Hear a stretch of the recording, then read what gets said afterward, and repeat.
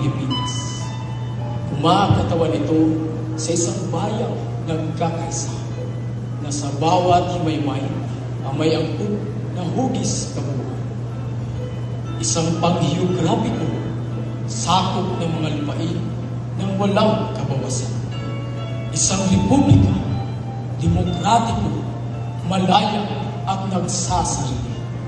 Ito'y siyang sagisag ng pambansang kalayaan na nagsasalarawan sa lahat ng kaakit-akit at dinadakila sa buhay ng Pilipino.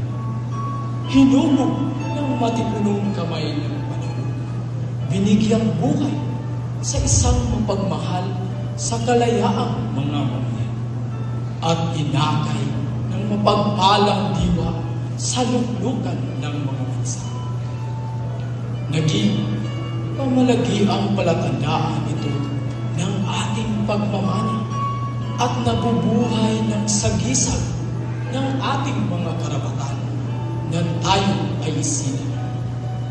Ang kaluluwa nito'y mabubuhay hanggang sa wakas ng panahon at ang kanyang matatayo ng mga adhika ay matatapos lamang kapag ang mga bansa at mga lahi ay magmaliw ng ganun. Ang adhika ay matatapos lamang kapag ang mga bansa at mga lahi ay magmaliw ng ganun.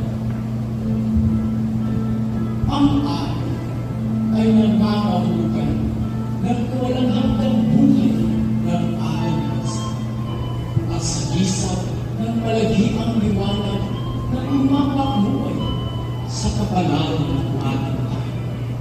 Ang walong sinapis ay kumakatawan sa unang lalawigan nagkasama-sama. Tinutukoy ang tatlong mga bituin ang malalaking o Luzon, Visayas at Mindanao. Makinandog sa ating ng kalikasan ayon sa kalooban ng buong may kapal. Ang puting kasunod ay nagsasaad ng ating mapayapa at mag-ibig na mga hanap. Gayon din ang katapatan at kagawasan ng ating mga